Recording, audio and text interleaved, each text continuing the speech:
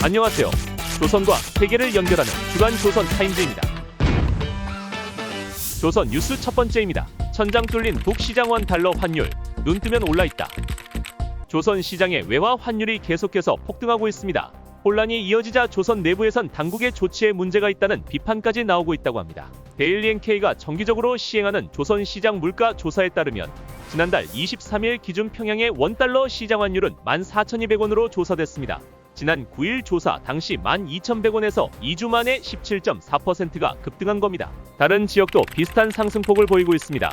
평안북도 신의주에서도 1달러가 14,100원에 거래돼 직전 조사 때보다 17.5% 상승한 것으로 나타났습니다. 이렇게 조선 시장의 원달러 환율이 14,000원대를 기록한 것은 지난 2009년 화폐개혁 이후 처음입니다.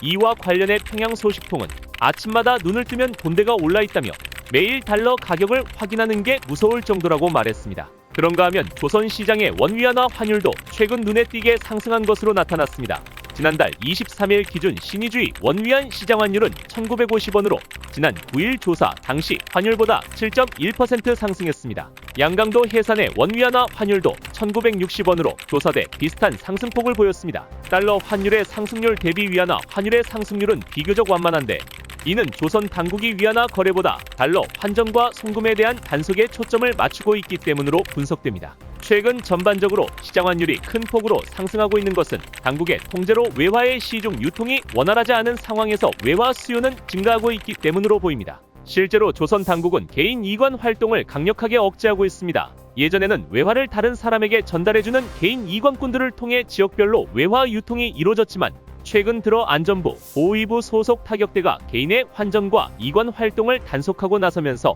지역 간 외화 유통이 어려워진 상태입니다. 이 밖에도 지방발전 2010 정책 시행 이후 지방 무역 확대로 외화 수요가 늘어난 것도 시중 환율 폭등에 영향을 미치고 있는 것으로 분석됩니다. 조선 내부에선 외화와 관련된 거래를 무조건 은행에서만 하라는 당국의 조치로 인해 외화 환율이 폭등하고 있다는 불만도 나오고 있습니다. 평양 소식통은 은행이 매일 높아져 가는 본대만큼 외화를 쳐주지도 않고 외화를 팔지도 않는데 어떻게 은행에서 거래를 하겠냐며 그러면서도 개인 이관이나 돈대꼬들의 활동을 통제만 하는 게 문제라는 불만이 많다고 전했습니다.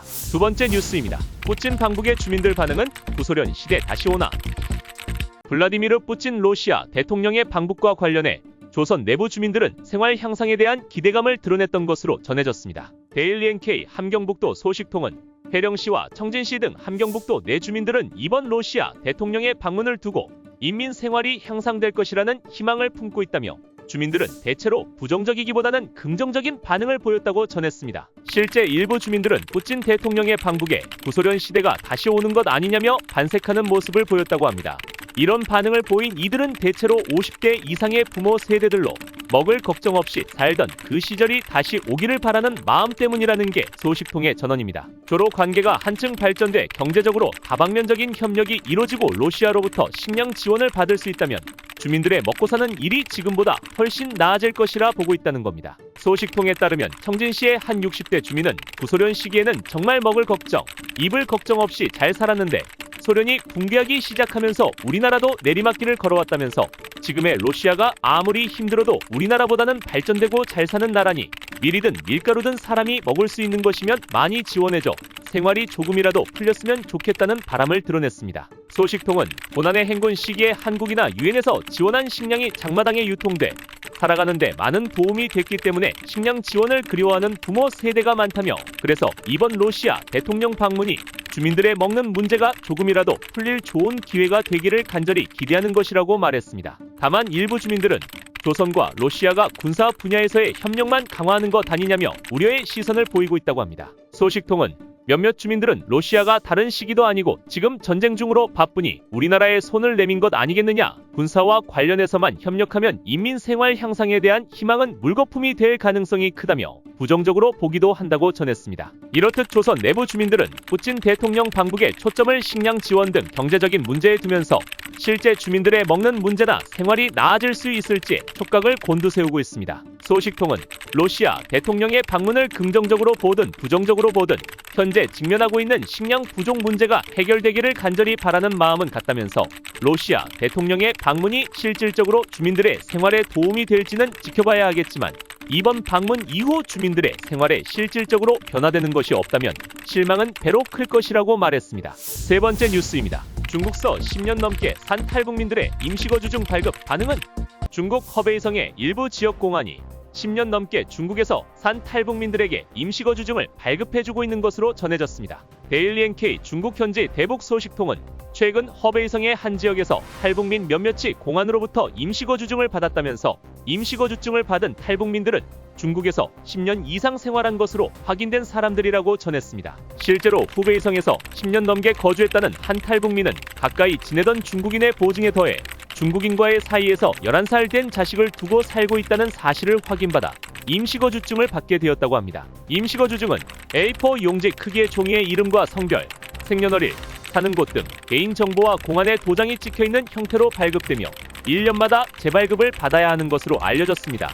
임시거주증을 받은 탈북민들은 중국 내에서 자유롭게 이동할 수 있지만 국외로의 이동은 할 수 없게 돼 있다고 합니다. 다만 대부분의 탈북민들은 공안의 임시거주증 발급 목적과 의도를 의심하면서 시큰둥한 반응을 보이고 있다고 합니다. 소식통에 따르면 탈북민들은 임시거주증을 발급해준다면서 우리의 개인 정보를 알아내고 가지고 있다가 조선에서 요구하면 잡아들여 북송시킬 수 있다고 우려하고 있습니다. 이 때문에 차라리 자유롭게 다니지 못할지언정 이를 발급받지 않겠다는 입장을 보이고 있다는 겁니다. 또 임시거주증이 있더라도 이동할 때 주요 길목 초소에서 검열을 받아야 하는 것은 마찬가지고 그렇게 되면 어느 곳으로 이동하는지 목적지와 경로 등을 다 밝혀야 해 사실상 이동의 자유가 보장되지도 않는다는 불만도 제기됩니다. 어차피 위치 정보가 다 수집될 텐데 임시거주증을 매년마다 재발급해야 하는 번거로움만 남는다는 지적입니다. 소식통은 임시거주증을 발급해주는 것에 나쁜 의도가 숨어 있다고 여기거나 어차피 발급받으나 마나 통제되고 감시받는 것은 매한가지라며 아예 발급을 받지 않으려는 탈북민들이 더 많다고 했습니다. 이와 관련 한 30대 탈북민은 우리를 난민으로 인정해주지도 않고 강제 북송시킨 중국이 우리에게 편리를 제공한다는 것은 콩으로 매주를 쓴다 해도 믿지 않는 일이며 우리가 마음 놓고 살 길은 안전하게 한국으로 가는 것뿐인데 이는 너무 어렵고 비용도 많이 들어 답답한 마음이라고 토로하기도 했습니다.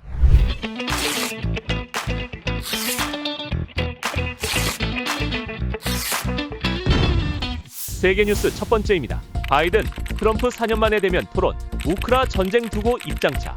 조 바이든 대통령과 도널드 트럼프 전 대통령이 27일 열린 미국 대선 첫 TV 토론에서 러시아, 우크라이나 전쟁을 두고 입장차를 드러냈습니다. 트럼프 전 대통령은 우리와 우크라이나 사이에는 바다가 있다면서 유럽 국가들이 우크라이나를 지원하는데 더 돈을 써야 한다고 주장했습니다. 그러면서 바이든 대통령이 우크라이나에 2억 달러 이상을 지원했다며 젤렌스키가 미국에 올 때마다 600억 달러를 받아 간다고 비판했습니다. 트럼프 전 대통령은 자신이 대통령이었다면 블라디미르 푸틴 러시아 대통령이 우크라이나를 침공하지 않았을 것이라고도 주장하며 1월 20일 취임하기 전에 대통령 당선인 신분으로 푸틴과 젤렌스키 간의 전쟁을 끝내도록 하겠다고도 했습니다. 다만 그는 러시아가 지금까지 점령한 우크라이나 영토를 소유하고 우크라이나가 북대서양 조약기구 가입을 포기하면 전쟁을 끝내겠다는 푸틴 대통령의 조건을 받아들일 수 있냐는 질문에 아니다, 받아들일 수 없다고 답했습니다. 바이든 대통령은 푸틴 대통령이 우크라이나로 만족하지 않고 폴란드와 다른 북대서양 조약기구 회원국을 위협할 것이라고 말했습니다. 또한 푸틴은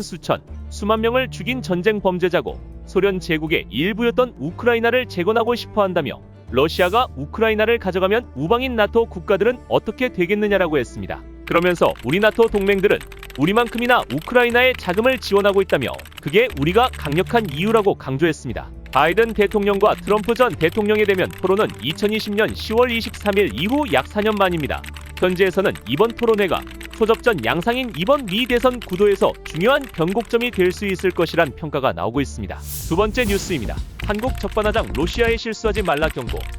조선과의 불법 군사협력과 관련 조약 체결로 한국 안보를 위협하고 있는 러시아가 도리어 한국을 향해 대결적 정책을 재검토하라, 성급한 조치에 경고한다며 적반하장식 태도를 보이자 한국 정부가 러시아를 향해 실수하지 말라고 경고했습니다. 한국의 임수석 외교부 대변인은 27일 정례 브리핑에서 한로 관계에 돌이킬 수 없는 결과를 초래하지 않도록 러시아 측이 실수하지 말 것을 경고한다며 러시아 측이 조선에 대한 의존에서 벗어나 안보리 상임이사국답게 처신하기를 바란다고 말했습니다. 이는 앞서 마리아 자하로바 러시아 외무부 대변인이 러시아와 한국의 관계에 돌이킬 수 없는 결과를 초래할 수 있는 한국의 성급한 조치에 대해 경고하고 싶다고 말한 데 대한 맞대응입니다. 러시아는 한국이 최근 북러 조약 체결에 대항해 우크라이나에 대한 살상 무기 제공 여부를 재검토하기로 한 데 대해 반발하고 있습니다. 전날인 26일에도 러시아에서 한러 외교부 간 만남이 있었지만 평행선을 달렸습니다. 양국 외교부에 따르면 이도훈 주러시아 대사는 이날 러시아 외무부 청사에서 안드레이 루덴코 러시아 외무차관과 면담했습니다. 외교부는 이 대사가 북한 조약에 대한 우리의 엄중한 우려를 표명했다며 북한의 군사력 증강에 도움을 주는 어떤 협력도 우리의 안보를 심각하게 위협하는 행위라고 강조했다고 전했습니다. 반면 러시아 측은 이날 면담에서 블라디미르 푸틴 러시아 대통령의 방북과 관련한 한국 측의 대응, 즉 살상무기 제공 재검토 방침에 유감을 표했습니다. 이런 가운데 한국 정부는 27일 북러 군사협력 강화에 대한 대응 조치로 대북 독자 제재를 발표했습니다. 신규 제재 대상은 북러 무기 운송, 대북 정제유 반입, 북핵미사일 개발에 관여한 러시아, 조선, 제3국의 기관 5개, 선박 4척, 개인 8명입니다. 앞서 한국 정부는 북러 정상회담 이튿날인 지난 20일에도 북러 간 무기 운송과 유류 환적에 관여한 러시아, 조선, 제3국의 선박 4척과 기관 5곳, 개인 8명을 독자 제재했습니다. 지금까지 한 주간의 세계와 조선의 소식을 전해드리는 주간 조선 타임즈였습니다. 다음 주에도 알찬 소식으로 찾아뵙겠습니다. 감사합니다.